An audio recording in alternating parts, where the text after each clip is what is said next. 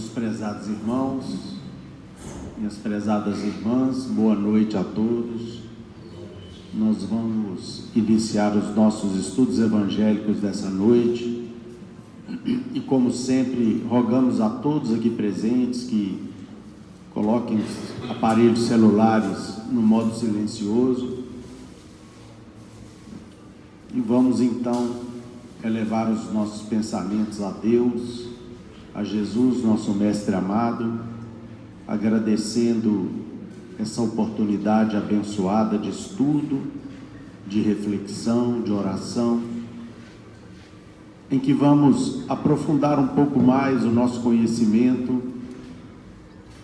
na boa nova de Jesus, que tanto bem tem feito para todos nós ao longo da vida, que tanto tem nos ajudado, nos iluminado, nos esclarecido, agradecendo ainda a presença dos nossos amigos e benfeitores espirituais e pedindo a todos eles que intercedam junto ao Mestre por todos nós, encarnados e desencarnados nesta noite, aos nossos familiares, aos nossos lares, a todos aqueles que estejam sofrendo nos hospitais, nos presídios, que as bênçãos do Mestre recaiam sobre todo o orbe e que a sua paz possa se estender sobre toda a humanidade. Pai nosso, que estais nos céus, santificado seja o vosso santo nome. Venha a nós o vosso reino, seja feita a vossa vontade, aqui na terra como em todo o universo. O pão nosso de cada dia nos dai hoje, Pai. Perdoai as nossas ofensas, assim como perdoamos a quem nos tem ofendido. Não nos deixeis cair em novas faltas. Livrai-nos, Pai, de todo mal. Porque vossos são o reino, o poder, a majestade, a glória, para todo sempre, que assim seja. E em nome de Deus, de Jesus nosso Mestre, de Paulo de Tarso, patrono da nossa casa de oração, estudo e trabalho, dos nossos amigos e benfeitores espirituais, nós iniciamos os nossos estudos evangélicos dessa noite, na santa e bendita paz do Senhor, que assim seja. Do item 10, do capítulo 15 do Evangelho segundo o Espiritismo, fora da caridade não há salvação, as instruções dos Espíritos, numa página que nos foi concedida por Paulo de Tarso, o apóstolo, na cidade de Paris, no ano de 1860. Fora da caridade não há salvação. Meus filhos, na máxima, fora da caridade não há salvação, estão encerrados os destinos dos homens na terra e no céu. Na terra, porque à sombra desse estandarte eles viverão em paz.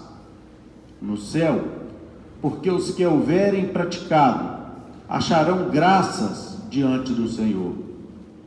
Essa divisa é o facho celeste, a luminosa coluna que guia o homem no deserto da vida, encaminhando-o para a terra da promissão.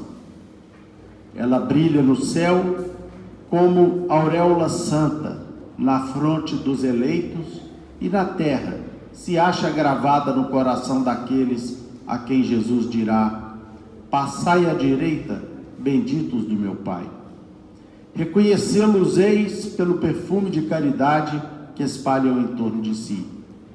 Nada exprime com mais exatidão o pensamento de Jesus, nada resume tão bem os deveres do homem como essa máxima de ordem divina. Não poderia o Espiritismo provar melhor a sua origem do que apresentando-a como regra. Por isso que é um reflexo do mais puro cristianismo. Levando-a por guia, nunca um homem se transviará. Dedicai-vos, assim, meus amigos, a perscrutar-lhe o sentido profundo e as consequências, a descobrir-lhe por vós mesmos todas as aplicações. Submetei todas as vossas ações ao governo da caridade, e a consciência vos responderá. Não só ela evitará que pratiqueis o mal, como também fará que pratiqueis o bem, porquanto uma virtude negativa não basta, é necessária uma virtude ativa. Para fazer-se o bem, mister sempre se torna a ação da vontade. Para se não praticar o mal, basta, as mais das vezes, a inércia e a despreocupação. Meus amigos, agradecei a Deus o haver permitido que pudesseis gozar a luz do Espiritismo. Não é que somente os que a possuem hajam de ser salvos, é que, ajudando-vos a compreender os ensinos do Cristo, ela vos faz melhores cristãos. Esforçai-vos, pois, para que os vossos irmãos, observando-vos, sejam induzidos a reconhecer que verdadeiro espírita e verdadeiro cristão são uma só e a mesma coisa, dado que todos quantos praticam a caridade são discípulos de Jesus, sem embargo da seita a que pertençam. E conjugado com a lição do Evangelho, nós temos aqui a questão 913 do Livro dos Espíritos, cujo título é O Egoísmo.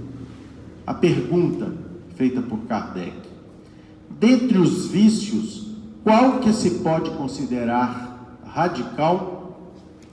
A resposta dos Espíritos: temo-lo dito muitas vezes, o egoísmo. Daí deriva todo mal. Estudai todos os vícios e vereis que no fundo de todos há egoísmo. Por mais que lhes deis combate, não chegareis a extirpá-los, enquanto não acatardes o mal pela raiz, enquanto não lhe houverdes destruído a causa. Tendam, pois, todos os esforços para esse efeito, porquanto aí é que está a verdadeira chaga da sociedade. Quem quiser, desde esta vida, ir aproximando-se da perfeição moral, deve expurgar o seu coração de todo sentimento de egoísmo, visto ser o egoísmo incompatível com a justiça, o amor e a caridade. Ele neutraliza todas as outras qualidades. Lucas. Meus caros irmãos, boa noite a todos. Que Jesus nos ampare, nos inspire e nos ajude nos estudos da noite. Hoje nós temos para o nosso estudo, talvez uma das poucas, se não a única, mensagem presente no Evangelho segundo o Espiritismo, ditada pelo Espírito de Paulo, ditada diretamente por Paulo de Tarso, que é o patrono de nossa casa, a quem os fundadores dessa instituição solicitaram a proteção, o amparo, a instrução. Desde que foi fundada, meus irmãos, há quase 80 anos que essa instituição existe, e que, graças a Deus, firme e fiel aos mesmos princípios que nortearam a sua fundação, quais sejam a da intransigência com o Evangelho de Jesus, à luz da doutrina espírita. O Evangelho é o grande remédio das almas para todos nós, seja em que condição a gente estiver. E por mais que a gente já tenha estudado, eu conheço essa passagem, eu já li a Bíblia, já li esse livro, a gente cada vez mais percebe que o alimento da alma, mesmo que passando novamente por um ou por outro tema, o aprendizado é maior, a paz que a gente sente, a serenidade, a instrução que a gente recebe, sempre se renova e se amplia. Pois bem, no nosso estudo de hoje, Paulo comenta exatamente o grande dístico, o grande princípio que o codificador firmou. Se nós procurarmos nas escrituras bíblicas, nós não vamos achar essa inscrição tão estudada e tão comentada por nós espíritas, qual seja, fora da caridade não há salvação. Nós não vamos achar literalmente essa grafia. Entretanto, meus irmãos, ela deriva da própria compreensão do Evangelho do Cristo. Por isso que o codificador, de certa forma, a formulou, a coloca em destaque, coloca como um título desse capítulo do Evangelho segundo o Espiritismo, dada a enorme necessidade que nós temos de compreender o quê? A caridade, em todo o seu amplo sentido. E como que ela é transformadora em nossas vidas. Para os irmãos terem ideia, vamos começar o nosso comentário pelo conteúdo do Livro dos Espíritos. Vejam que a espiritualidade superior, ao responder a Allan Kardec, foi muito enfática, dizendo o seguinte, foi perguntado para os espíritos superiores: dentre os vícios, qual o que se pode considerar radical? Ou seja, qual o pior vício que a criatura humana tem? Qual o nosso maior defeito? Qual a nossa maior mazela? O que vem a ser? E eles repetem com muita clareza: já o dissemos inúmeras vezes, o egoísmo. O que vem a ser o egoísmo, meus irmãos? A primazia do interesse pessoal. É o seguinte: primeiro o meu interesse, depois o interesse dos outros. Cada um por si, Deus por todos, né? Porque eu tenho que cuidar de mim. Se eu não cuidar de mim, do que eu ganho, do que eu recebo, do que eu preciso, daquilo que eu acho que eu mereço, quem que vai cuidar? E esse raciocínio é que tem feito ainda a humanidade se atrasar. Porque essa primazia do interesse pessoal, que nos torna cegos para os interesses de quem está do nosso lado, ou seja, que faz a criatura humana, muitas vezes, desprezar todos os valores morais, desde que o seu capricho pessoal seja atendido, passando por cima dos outros, desrespeitando, colocando de lado valores éticos, da honestidade, da empatia, da preocupação com o interesse alheio, é que tem feito a gente sofrer tanto. Então vem o Evangelho e fala o seguinte conosco, é aí o grande disco que o próprio Cristo colocou: amai-vos uns aos outros como eu vos amei. Está lá no Evangelho de João. No início, Jesus nos ensinava a necessidade do amor ao próximo como a si mesmo, que já é por si só o enunciado da lei de amor. Mas quando Jesus, ao final da vida dele, já junto dos discípulos, fala com eles: amai-vos uns aos outros como eu vos amei, aí, meus irmãos, foi colocado para nós o padrão do amor. O que era o amor do Cristo? A disposição de nos sacrificarmos, de esquecermos o nosso interesse pessoal, de abrirmos mão, às vezes, da nossa vida, da nossa saúde, do nosso bem-estar, do nosso conforto, dos nossos caprichos, né? Dos pequenas coisas que a gente gosta, tudo isso em benefício do próximo. Quanto mais nós fôssemos capazes de renunciar, de nos sacrificarmos em benefício do interesse dos nossos irmãos, mais nós somos capazes de amar como Jesus amou. Foi o padrão que o Cristo deixou. E o que nos impede de fazer isso? O egoísmo. Dele deriva todo o mal. Estudai todos os vícios e vereis que no fundo de todos há egoísmo.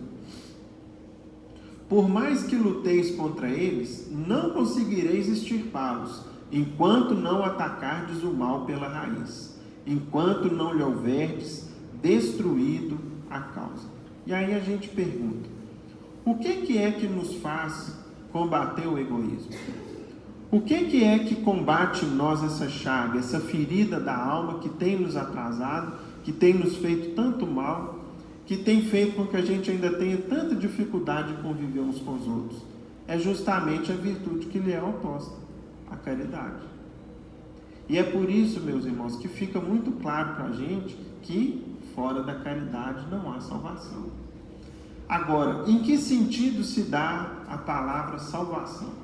Ela poderia ser mal compreendida ou compreendida de maneira parcial. Certa feita isso foi perguntado para o Chico. Nós temos uma pergunta que foi feita ao Chico e que ele esclareceu. Está lá no livro Chico de Francisco. Certa feita, ele numa entrevista para o jornal O Povo de Fortaleza, em 9 de março de 81, o entrevistador de nome Fenelon Almeida abordou o Chico da seguinte forma. Vejam só, meus irmãos.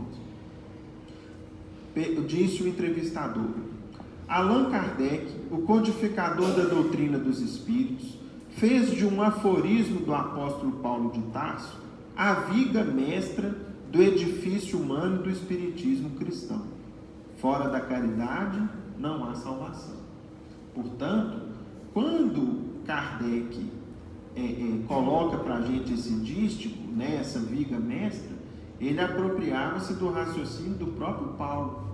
Vocês devem se lembrar, meus irmãos, das palavras de Paulo lá na segunda epístola aos Coríntios, quando ele dizia, e aí a gente tem alguns trechos dela aqui para poder citar rapidamente, onde Paulo dizia assim, ainda quando eu falasse todas as línguas dos homens e a língua dos próprios anjos, se eu não tiver caridade ou se eu não tiver amor, serei como o bronze que soa e o símbolo que retine.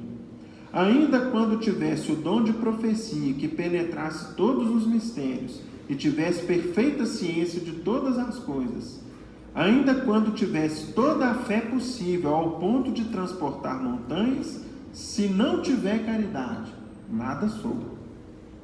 E quando houvesse distribuído os meus bens para alimentar os pobres, e houvesse entregado meu corpo para ser queimado, se não tiver caridade, tudo isso de nada me serviria.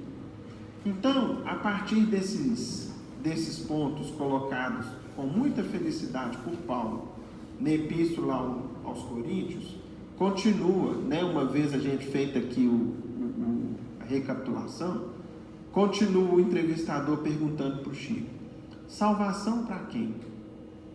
Para o profitente espírita em particular, por gostar de ajudar o próximo com atos de beneficência, ou para o grosso da humanidade, carente de amor e justiça?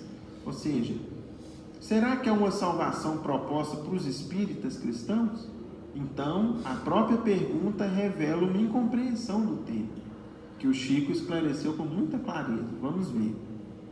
Caro Fenelon, creio que tanto na palavra do apóstolo Paulo, quanto na expressão de Kardec, o aforismo a que você se refere ficará mais claramente colocado em linguagem de todos os tempos, nos seguintes termos: fora do amor não há salvação.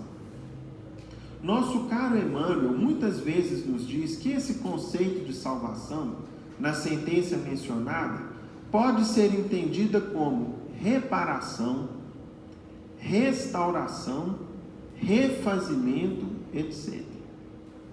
A propósito, costumamos dizer, com referência a um navio que superou diversos riscos: o barco foi salvo.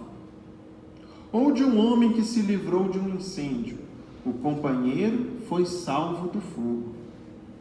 Salvos para quê? Ou seja, quando a gente fala que um barco salvou-se, uma pessoa salvou-se de um incêndio, em que sentido que é essa salvação? Logicamente, para continuarem trabalhando ou sendo úteis. Nessa interpretação justa e salutar, reconhecemos que fora da prática do amor uns pelos outros, não seremos salvos das complicações e problemas, tantas vezes criados por nós mesmos, a fim de prosseguirmos em paz, servindo-nos reciprocamente na construção da felicidade que almejamos. Ou seja, meus irmãos, a prática da caridade em todo o seu amplo sentido, moral, material, conforme a doutrina espírita tem nos explicado, nos livra, nos salva, nos poupa muitos dissabores e sofrimentos que nós mesmos criamos para nós. O que a gente andou fazendo no nosso passado recente, dessa atual encarnação, ou no nosso passado remoto, de vidas passadas? O que a gente andou aprontando? Quanto mal a gente fez? Quantas pessoas a gente provocou prejuízos, tiramos a vida, diminuímos a saúde, provocamos aflições, levamos as lágrimas, levamos dissabores, decepções, etc. Tudo isso, junto à justiça divina, criou consequências amargas para nós. Só que o que a misericórdia divina, conforme Jesus nos ensinou, faz conosco? Olha, para todas as dores que você plantou, você tem duas opções: ou colher as mesmas dores, os mesmos dissabores, os mesmos problemas que você provocou para os outros, ou você pode pagar com amor. Todo bem que você fizer, quita em parte ou na totalidade as dores que você teria que colher. E portanto, conforme Jesus enunciou para Madalena, o amor cobre a multidão de pecados. E aí a gente compreende que fora da caridade, fora do bem que a gente faz, fora do amor que a gente pode dispensar quem está à nossa volta, todo esse passado, todas essas consequências vão recair sobre nós. E nós não nos salvaremos daquilo que nós mesmos preparamos e plantamos para a gente. Então vejam, meus irmãos, como que é entendido, o sentido da palavra salvação. Voltando agora para a mensagem de Paulo no Evangelho segundo o Espiritismo, vamos ler e comentando aos poucos aqui o que o nosso querido patrono nos explica e nos ajuda. Ele começa dizendo: meus filhos, na máxima, fora da caridade não há salvação, estão encerrados os destinos dos homens na terra e no céu. Na terra, porque à sombra desse estandarte eles viverão em paz. Ou seja, se nós tivermos mais caridade uns para com os outros, nós construímos a verdadeira paz em qualquer ambiente que a gente estiver situado. O que é a prática da caridade dentro do lar? O exercício da paciência, o exercício do perdão, a solidariedade, nos colocarmos no lugar do outro, ou seja, não, isso aí é tarefa sua, isso é problema seu. Não. Se está no meu alcance ajudar e aliviar o sofrimento, por que não fazer? Se está ao meu alcance perdoar, se está ao meu alcance aliviar o fardo, a carga que alguém carrega, por que não ajudar? Então, meus irmãos, quando a caridade verdadeiramente sentida e compreendida entra no lar, nós começamos a construir na terra um pedacinho do céu. Porque dentro da nossa casa a gente tem um oásis, um recanto de paz, de alegria. Nós somos fraternos uns com os outros. Conseguimos compreender as imperfeições e as fraquezas uns dos outros. E com isso, o convívio torna-se o quê? Mais suave, Hoje em dia as pessoas comentam assim: aquela pessoa ali é muito tóxica, é um relacionamento tóxico. Às vezes, essa toxicidade que a gente fala é justamente o fruto do quê? Da falta de caridade. É por a gente não ser mais tolerante, não sermos mais compreensivos, não procurarmos ajudar mais quem está à nossa volta. E aí, tanto no lar, no trabalho, na sociedade ou entre as nações, a compreensão desses princípios vai estabelecer uma paz verdadeira e definitiva. Tem um enunciado, meus irmãos, que fala que às vezes a paz do mundo é o intervalo entre duas guerras. É um enunciado muito triste, que a gente precisa abolir da humanidade isso. Ou seja, nós precisamos nos enxergar uns aos outros como irmãos, como filhos de uma mesma família, de um mesmo pai.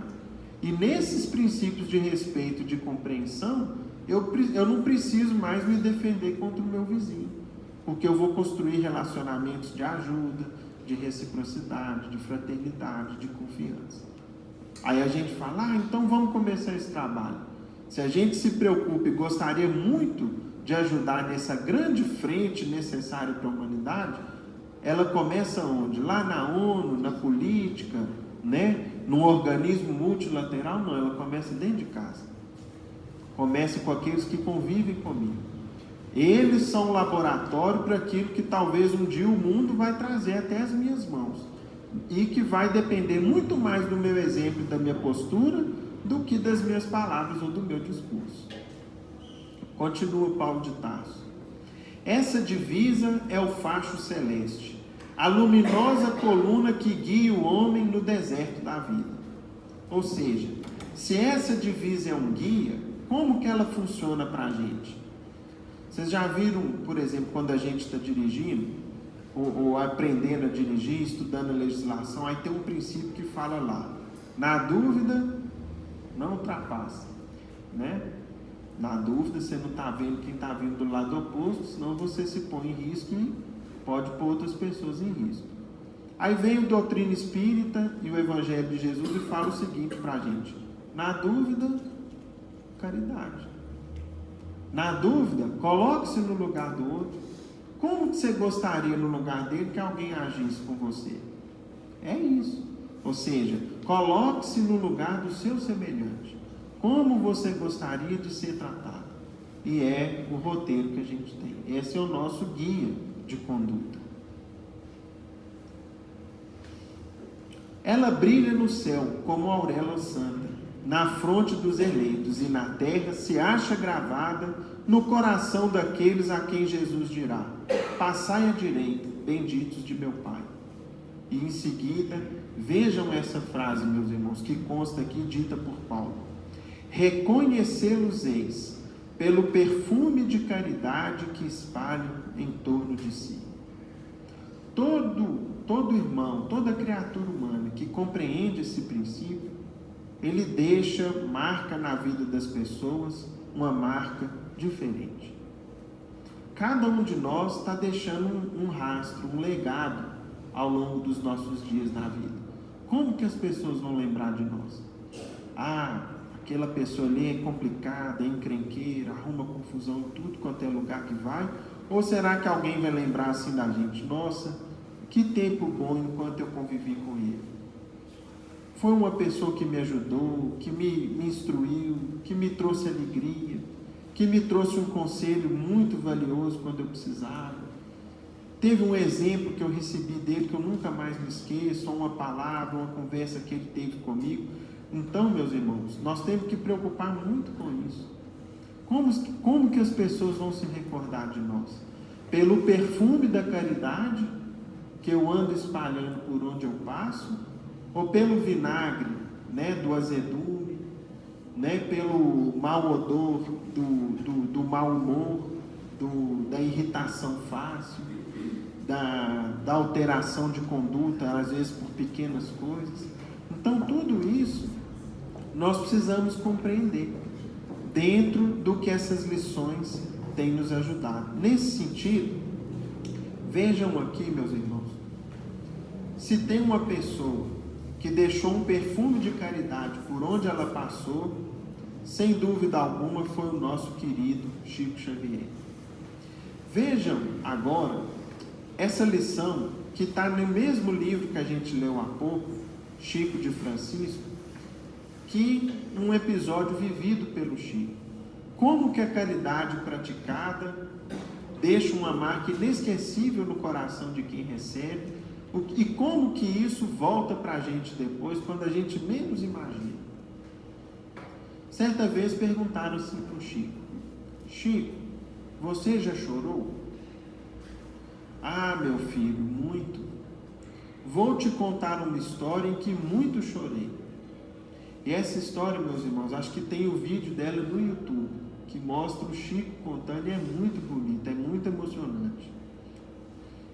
Conta pra gente, Adelino da Silveira, que o Chico disse o seguinte: durante anos, visitamos uma amiga que havia se tornado paralítica e muda, levando em cada visita um pacote de biscoitos, um pedaço de bolo ou um doce qualquer.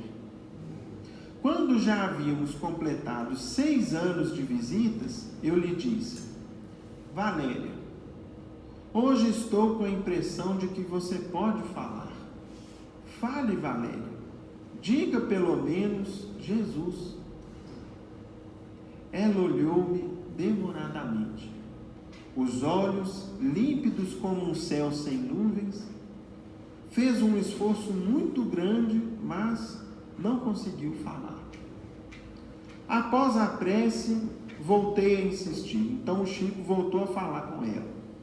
Valéria, Jesus andou no mundo, curou tanta gente, tantos iam buscá-lo nas estradas ou na casa onde ele permanecia e pediam-lhe a graça da melhora ou da cura e foram curados. Imagine-se caminhando ao encontro de Jesus, embora você não ande há tantos anos. Imagine-se olhando você diante de Jesus e dizendo: Jesus. Fale Jesus, Valéria. Ela então fez novamente um grande esforço, olhou-me demoradamente e por fim conseguiu dizer: Jesus. Fiquei muito emocionado e as lágrimas me vieram aos olhos. Pedi a alguém que chamasse sua irmã. Valéria, minha filha, fale para sua irmã. Há muitos anos que ela não lhe ouve o som da voz. Fale outra vez, Jesus. Ela nos olhou demoradamente, fez novamente um esforço enorme e repetiu: Jesus. Quando nos retiramos, estávamos todos contentes e achávamos que, com o tempo, Valéria iria conseguir pronunciar algumas palavras. Na semana seguinte, porém, ela desencarnou. Alguns anos mais tarde, começou a aparecer-me uma entidade na forma de uma senhora muito bonita. Então, Chico dizendo que começou a passar alguns anos e um espírito, em forma feminina, mas num semblante muito bonito, vinha visitar. Quando chegava, todo o meu quarto ficava iluminado. Procedi então à transmissão de um passe na região do tórax, mais propriamente sobre o coração. E assim fez durante um mês, aproximadamente. Foi nessa época que tive o primeiro infarte.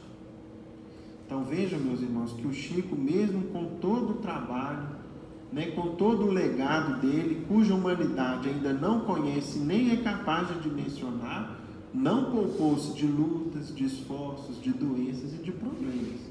Ele não teve uma vida, uma estrada de rosas para caminhar, não. Enfrentou muitas lutas e problemas, alguns maiores do que a gente talvez seria capaz de suportar. Então, nessa época, ele teve o primeiro infarte. Mais tarde, recuperado, graças à misericórdia divina, no período em que fiquei 20 dias mais ou menos imóvel, a entidade apareceu-me novamente. Então lhe disse: Ah, minha irmã, agora compreendo porque você me dava passes no coração. Estava fortalecendo-me para resistir ao infarte que viria, não é mesmo? Acenou-me afirmativamente com a cabeça. Olhe, quero que me dê seu nome, para eu orar por você. Estou-lhe muito grato pela carinhosa assistência. Chico, nós somos tão amigos que eu não vou lhe dar meu nome. Vou dizer uma palavra e você vai se lembrar de mim. Será, minha irmã? Tenho certeza, Chico. Então diga. E ela então falou: Jesus. Ah, Valéria, era você então. Como você está bonita, eu não mereço a sua visita. Sim, eu mesmo. Vim lembrar os nossos sábados em que orávamos juntos. Lembro-me com emoção da última palavra que pronunciei e vim trazer-lhe confiança em Jesus. O nome de Jesus tem muita força, Chico. Então, ela colocou a mão sobre o meu peito e a dor desapareceu. Que Jesus nos ampare e nos abençoe a todos.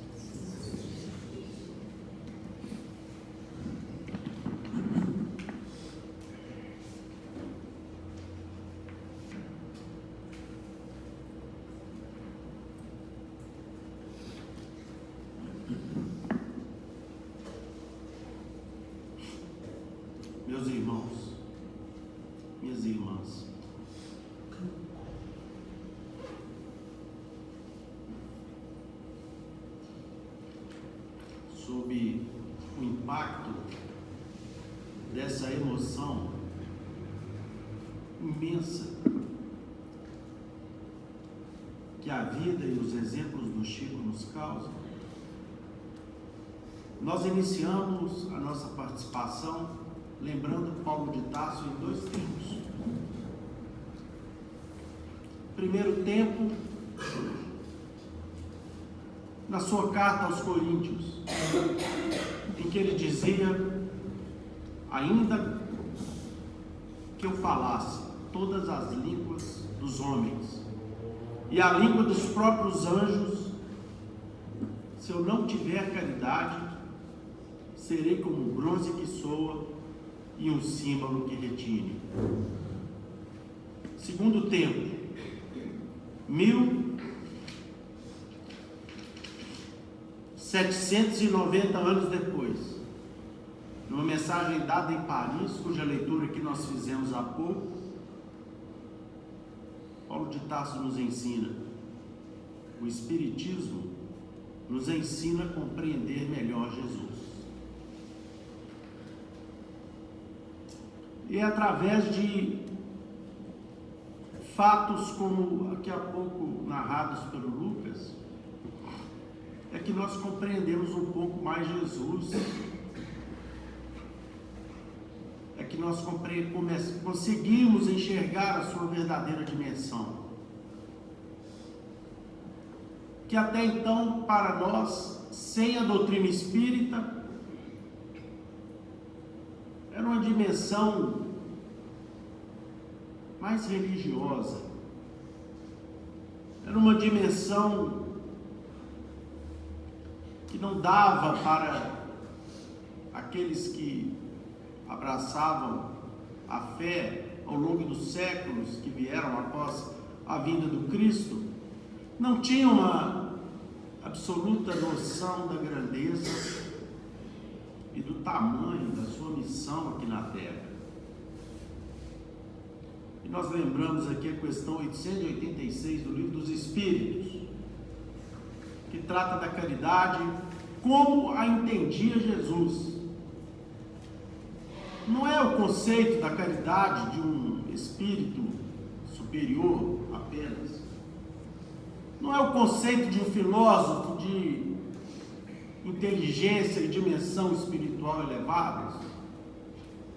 Não é o conceito de um estudioso do cristianismo, ainda que nos primeiros tempos, como Agostinho de Hipona, por exemplo. É o conceito da caridade como Jesus a compreendia. E os Espíritos respondem: a caridade como Jesus a compreendia é a benevolência para com todos, a indulgência, a paciência, a misericórdia, o entendimento, a compreensão para com as imperfeições dos outros e o perdão das ofensas. Essa é a caridade, segundo Jesus a compreendia e nos ensinou. Então, meus caríssimos irmãos e irmãs, fica muito claro que o amor e a caridade são o complemento da lei de justiça, que dimana da grandeza e das infinitudes de Deus.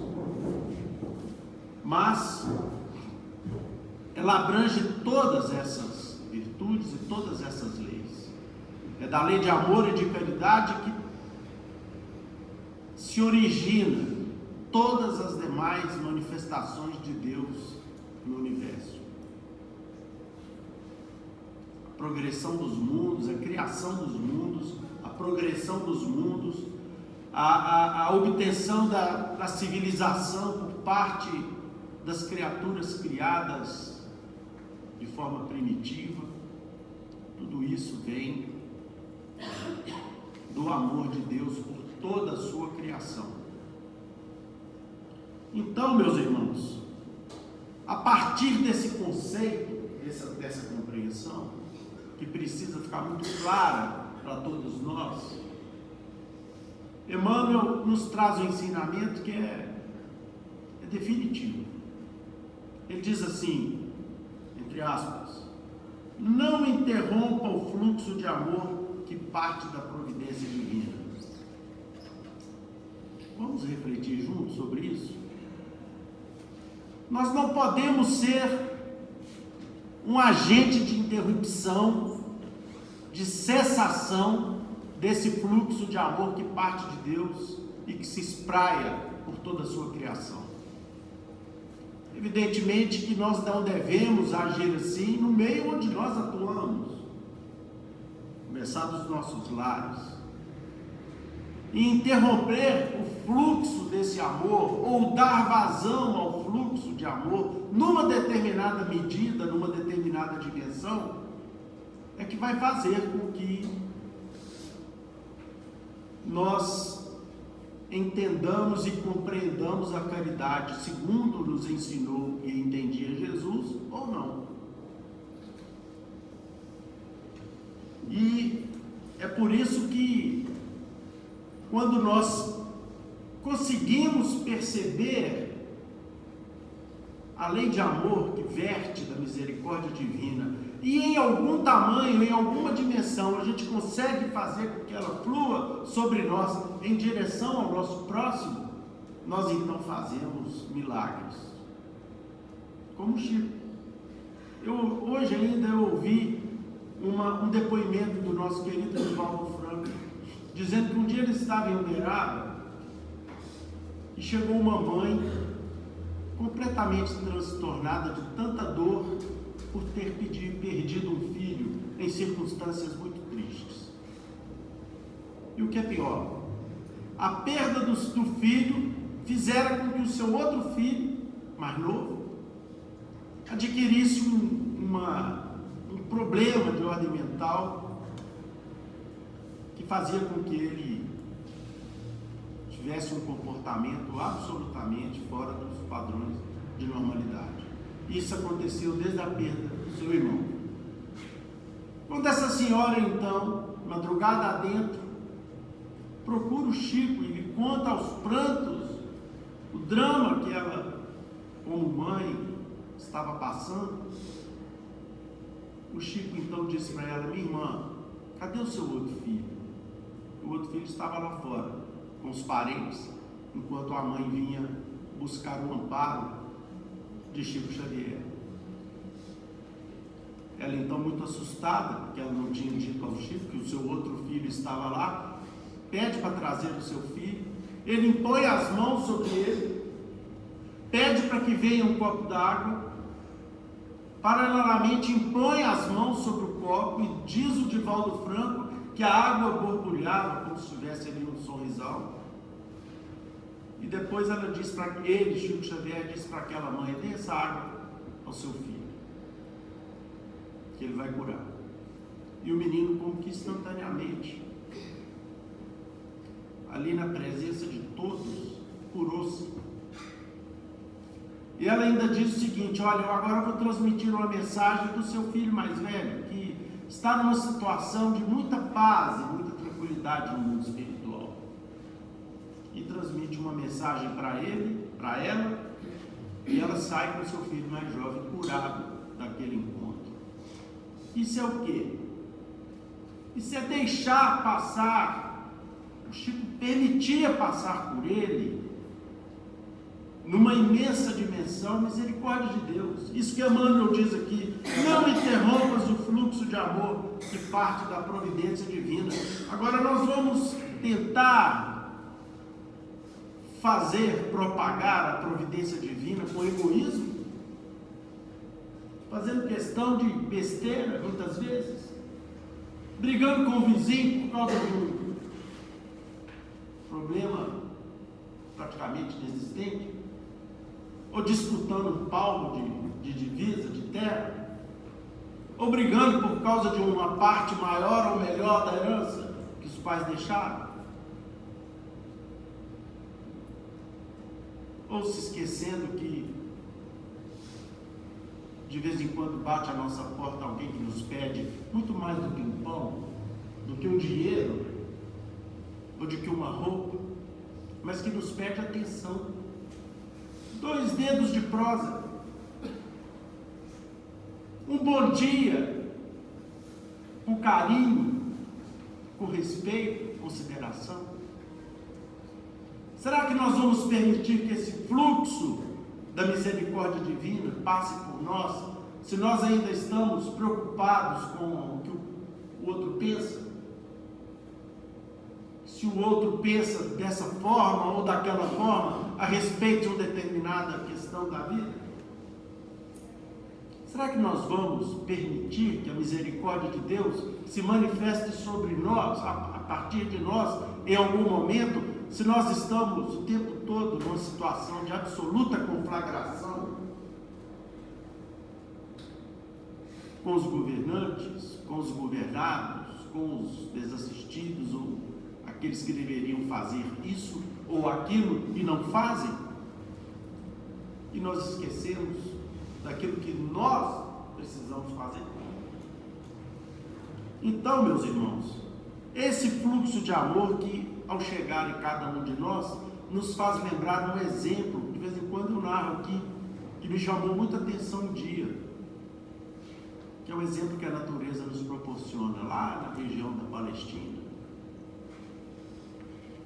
As geleiras de Golã, que é uma cordilheira que circunda Israel, ao se degelarem no verão, elas formam o lago de Genezaré. Elas doam suas águas, obedecendo os influxos das leis divinas, e generosamente doam suas águas e formam o lago de Genezaré. O lago de Genezaré, por sua vez, doa as suas águas e formam então o Rio Jordão, que percorre toda a planície do Médio Oriente, doando as suas águas como um fluxo de vida que acabam desaguando no Mar Morto. E ali elas se paralisam, e é por isso que se chama Mar Morto. Então nós precisamos doar as águas da misericórdia de Deus em alguma medida. É evidente que nós não vamos ainda conseguir curar os nossos semelhantes, como Chico, na condição de discípulo de Jesus, fez. Mas nós podemos curar o mal entendido com alguém. Nós podemos curar o mal entendido com um parente que a gente insiste em guardar em relação a ele algum tipo de mágoa. Nós podemos auxiliar alguém visitando um hospital para dar ali 2 minutos ou 5 minutos de uma prece, de um passe. Ou nós podemos ser melhores filhos, melhores irmãos, melhores cidadãos, criaturas um pouco mais identificadas com a pacificação social, no sentido de doarmos em alguma medida a paz,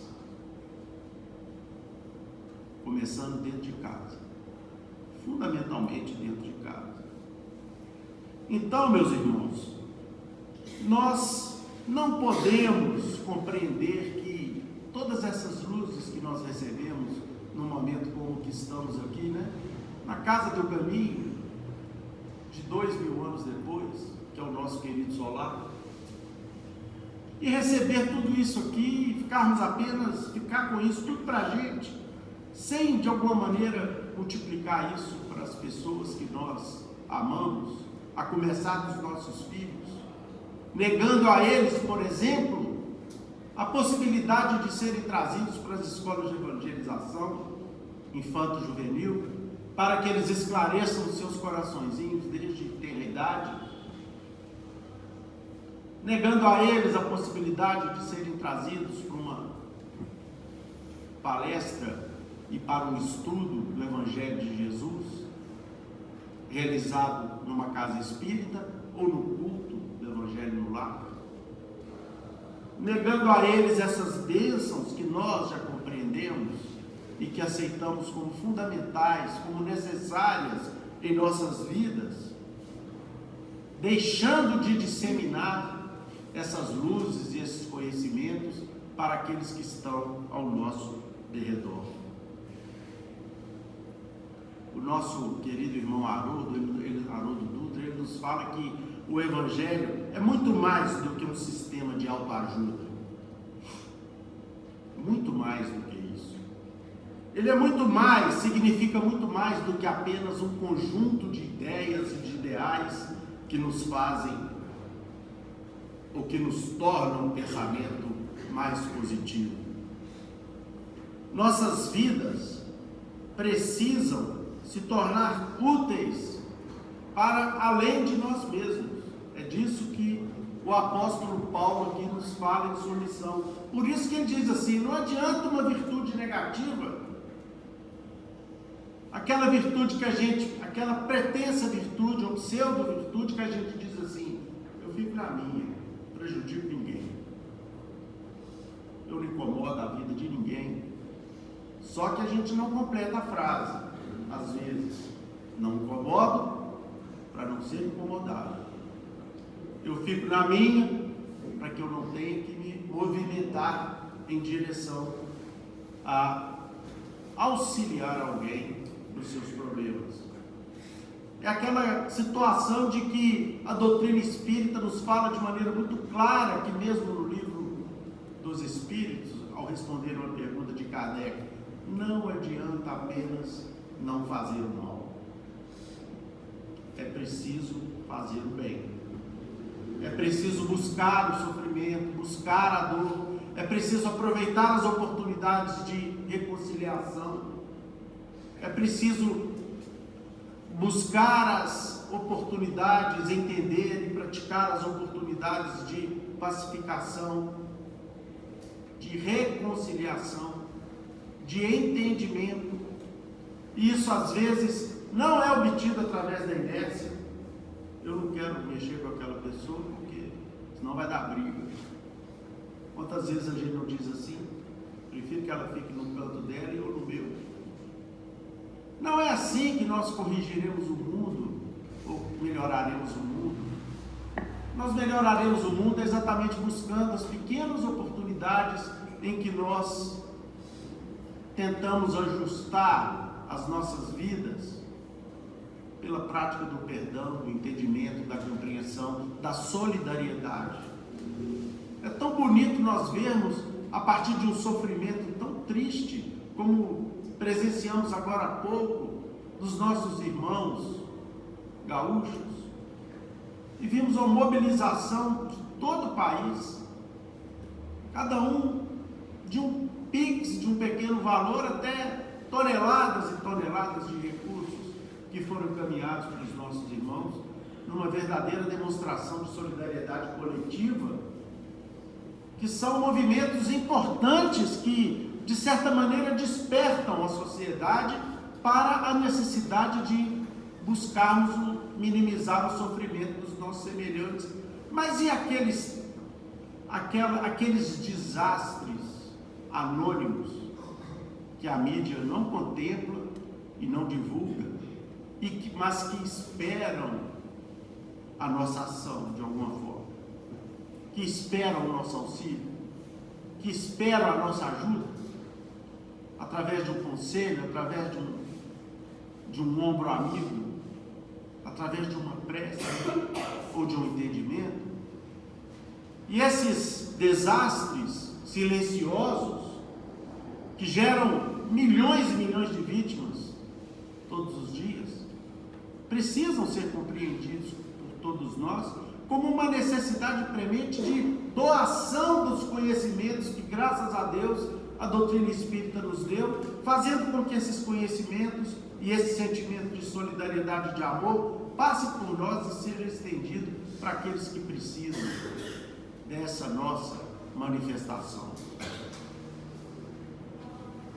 O Evangelho é isso, é o esforço, é a atitude decisiva, e foi assim desde os primeiros dias do Evangelho aqui na Terra, a começar da criação daquele majestoso castelo de bênçãos e de virtudes, que foi a Casa do Caminho, criada por inspiração de Jesus, e que era o único local no mundo, o único, como disse um dia Estevão, em sua defesa perante o Sinédrio, era o único local em que os velhos abandonados eram recolhidos, em que os leprosos não encontravam o destino do Vale dos Imundos e eram ali limpos, em que os endemoniados não eram expulsos do convívio social, mas ali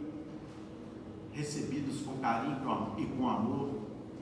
É que as mulheres, de maneira equivocada, eram acusadas disso ou daquilo, ali recebiam o porto seguro, não apenas para poderem consolar os seus corações, mas para também poder ajudar os filhos de outras mães, onde ninguém perguntava a origem de quem quer que chegasse até aquela casa, como foi o caso do próprio Estevão. Então, meus prezados irmãos, é disso que se trata o Evangelho. É disso que se trata o ensinamento de Jesus e que tem transformado o mundo de maneira efetiva. Meimei, no livro, numa página chamada Fazendo Sol, está no livro O Espírito da Verdade, quando ela se dirigindo a alguém que estava sofrendo muito, ela disse o seguinte: sai, pois, de ti mesmo para conhecer a glória de amar. Ou seja, mesmo que nós estejamos passando por dificuldades e transes difíceis, nós podemos estender os nossos sentimentos de solidariedade e de amor para aqueles que estão sofrendo muito mais do que nós. E isso é uma glória. E isso é uma bênção. É preciso romper a casca do nosso egoísmo e descobrir o nosso semelhante, e descobrir o nosso próximo nas suas necessidades. E aí então nós sentiremos a seiva da vida nos alimentando, e nós vamos experimentar a felicidade relativa que pode ser vivenciada aqui na terra. E ao invés de ficarmos deprimidos, tristes, molados, chateados, nos sentindo sozinhos, quando nós atendemos o chamamento das pessoas que sofrem, junto com o convite feito por Jesus para que atendamos essas pessoas, nós então vamos encontrar o verdadeiro sentido da felicidade. Não tenhamos dúvida nenhuma disso. Isso pode se dar nas orações aos nossos irmãos, na campanha do quilo que a gente sai para fazer em busca de um alimento que possa diminuir a fome dos nossos semelhantes, a distribuição de um medicamento, a distribuição de uma cesta, a conversa fraterna de um diálogo, de um atendimento fraterno, a entrega de uma roupa feita com carinho, com amor, a entrega de um prato de sopa, seguido de um olá, seguido de uma palavra de alegria e de acolhimento, porque a nossa casa tem que estar erguida a feição da casa da família, tem que estar erguida a feição dos ensinamentos que Jesus nos trouxe.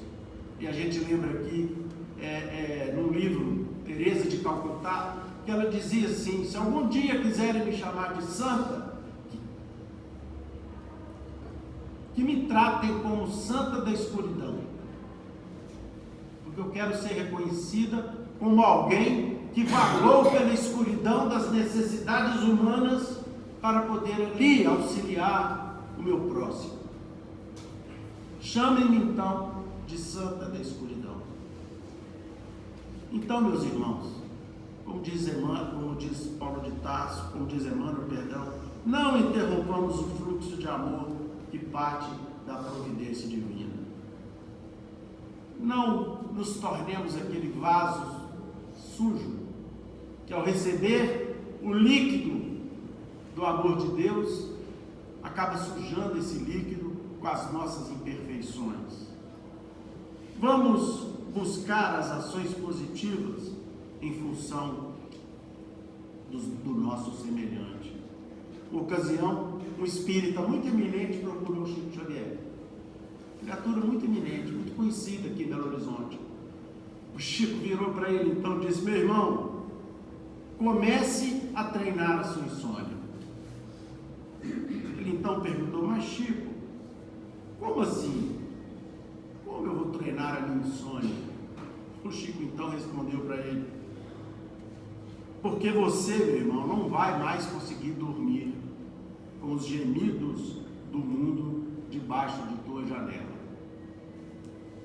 Então tem uma multidão de pessoas que estão sofrendo mais do que nós e que precisam de nós e que precisam de alguma maneira tirar o nosso sono, no sentido de nós nos despertarmos para de alguma maneira auxiliarmos essas pessoas. Um irmão muito querido que andou aqui por essa casa muitos anos, o Sr. Zé Geraldo de Castro, ele dizia o seguinte: nós não podemos nos apoltronar, nós temos que sair da nossa poltrona da comunidade. Não podemos viver apenas dentro de casa ou apenas no nosso trabalho, como se o mundo estivesse parado em nosso derredor. Não está parado, tem pessoas que precisam de nós. Lembremos daquela história fantástica contada, só me engano, por Neio Lúcio ou Irmão X, não me lembro aqui agora, se o Lucas lembrar me ajude, em que 3 irmãos reencarnaram aqui na Terra, um médico, um industrial e um que logo no início da vida adquiriu a paraplegia. O industrial, Neio Lúcio, né? O industrial cresceu suas empresas, empregou milhares de pessoas, se tornou uma criatura digna e respeitada aqui na Terra e partiu para o mundo espiritual na condição de uma criatura justa. O médico, da mesma forma, atendeu muitas pessoas, era um grande cientista, foi muito útil para a sociedade e também um dia partiu com o reconhecimento e a láurea de quem, de fato, fez a diferença no seu tempo. Porém, o irmão mais novo, ele não podia trabalhar, não podia empreender, sequer teve condições de estudar. E vendo o exemplo dos irmãos, o que ele pensou? Eu preciso fazer alguma coisa para o meu próximo. Sabe o que eu vou fazer? Eu vou começar a orar pelo meu próximo. E começou a orar com uma pessoa que estava ali na casa dele, lhe ajudando no dia a dia, e que tinha inúmeros problemas. Então orava com aquela serviçal, aquela colaboradora, aconselhava, e ela ficou tão feliz com aqueles conselhos sinceros que disse para outras pessoas que começaram então a frequentar a casa dele, daquela criatura que sequer podia sair da sua cama. Daí a algum tempo, era tanta a bondade de seu coração que uma fila enorme de criaturas em sofrimento passou a frequentar a sua casa, e ao final da sua vida ele saiu como um espírito extremamente luminoso, porque ele dera aquilo que é mais difícil nós doarmos, que é o bem que está em nós mesmos. Então não tem nenhum obstáculo que nos impeça de fazer o bem para os nossos semelhantes. E esse bem que nós fizermos, meus irmãos, nós colheremos com toda certeza, pela lei do retorno. E eu vou aqui terminar a minha participação lendo uma página simples de Neio Lúcio, que chama-se O Ensino da Sementeira. Tudo que nós fazemos de bem, de bom e com amor, um dia volta. E às vezes volta numa situação difícil da nossa vida. Porque também quando plantamos o egoísmo numa vida apenas em nosso favor, em nosso benefício, nós também colhemos a solidão, meus irmãos. Porque o egoísmo é o pior dos defeitos, como nós vimos aqui os espíritos responderem Kardec. Então veja que interessante a história de um fazendeiro muito rico, que chamou seu filho de 15 anos e lhe disse: filho meu, toda criatura humana apenas colherá daquilo que plantar. Cuida de fazer o bem a todos, para que sejas feliz. O rapaz ouviu o conselho e no dia imediato, muito carinhosamente, plantou um minúsculo cajueiro num local não muito distante da estrada que ligava o vilarejo próximo à propriedade paternal. Então ele plantou ali o cajueiro. Decorrido uma semana, tendo recebido das mãos paternas um presente em dinheiro, foi até a vila e protegeu uma pequena fonte natural, construindo-lhe conveniente abrigo com a cooperação de alguns poucos trabalhadores aos quais recompensou generosamente. Então ele cuidou de um curso de água, de uma fonte de água, né? Reparando que vários mendigos por ali passavam ao relento, acumulou as dádivas que recebia dos familiares e, quando completou 20 anos, edificou o reconfortante albergue para asilar os viajores sem recursos. Então ele fez um albergue para receber as pessoas que passavam ali pela estrada e que não tinham para onde ir. Logo após, a vida lhe impôs amargurosas surpresas.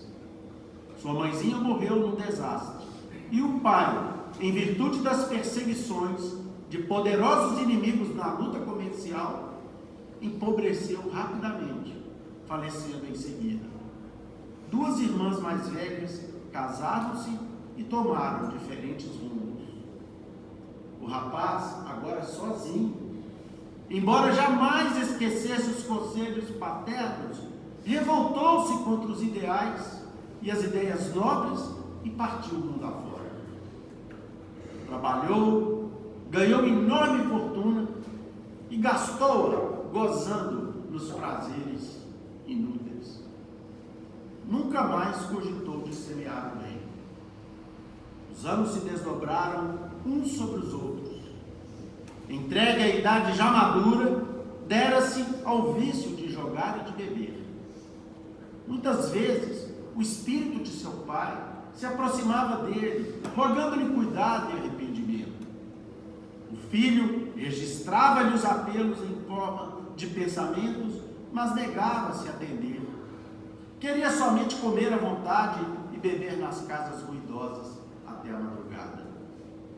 Acontece, porém, que o equilíbrio do corpo tem limites e a sua saúde se alterou de maneira lamentável. Apareceram-lhe feridas por todo o corpo.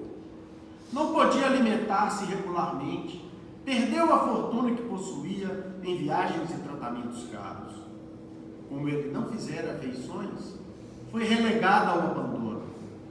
Branquejaram-se-lhe os cabelos, os amigos das noitadas alegres fugiram dele. Envergonhado, ausentou-se da cidade a que se acolhera e transformou-se no mendigo.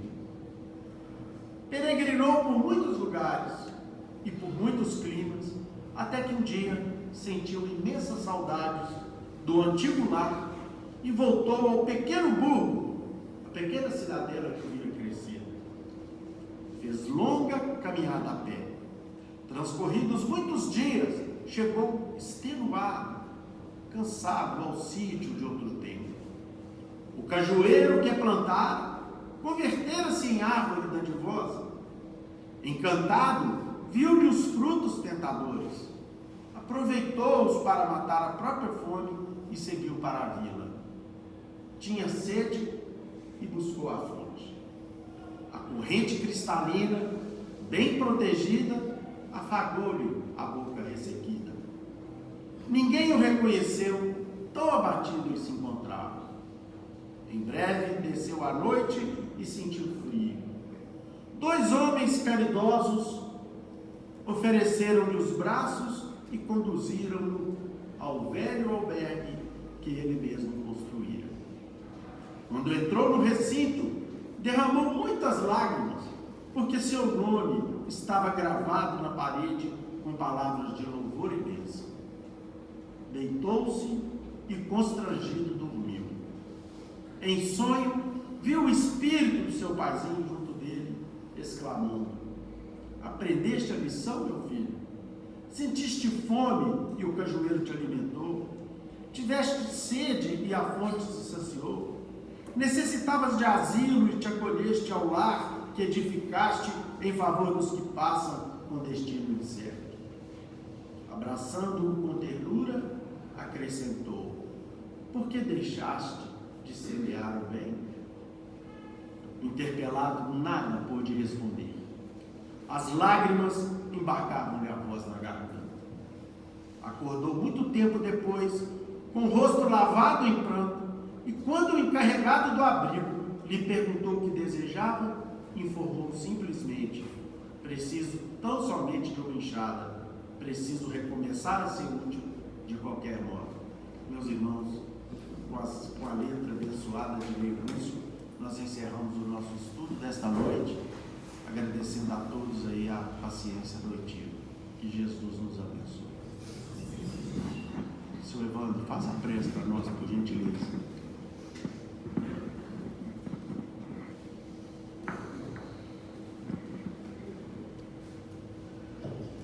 Querido Mestre Jesus, nós estamos elevando o pensamento a vós, agradecendo, Senhor, esses minutos de paz e reflexão que por aqui passamos.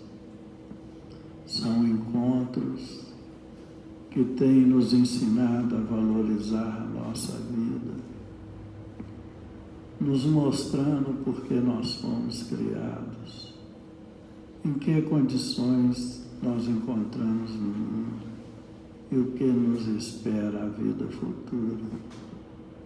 Que saibamos, Senhor, valorizar esses minutos, esses instantes que por aqui passamos nessa casa abençoada, que tem nos ensinado a viver.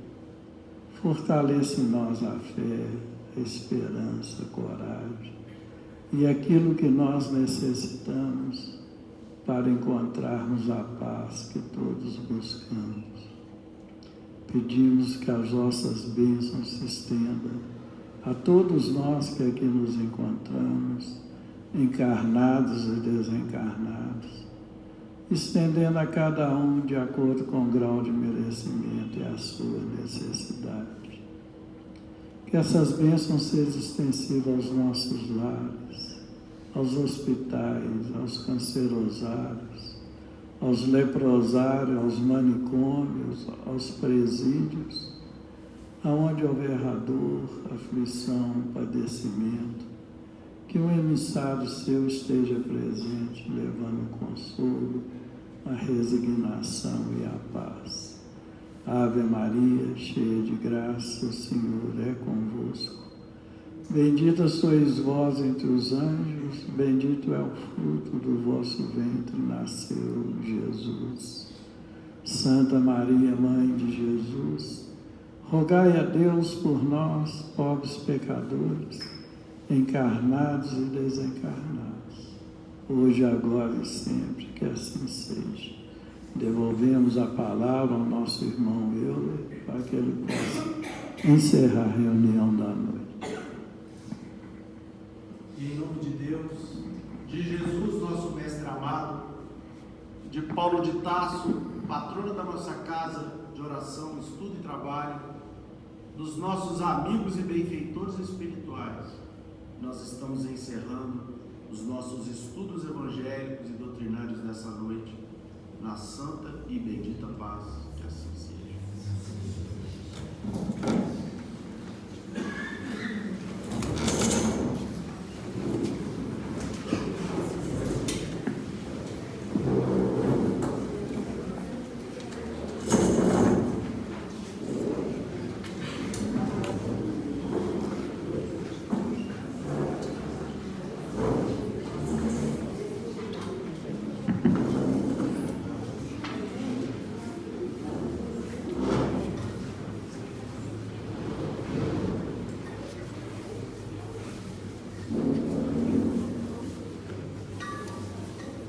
Você tá? É que eu vou te dar um beijo.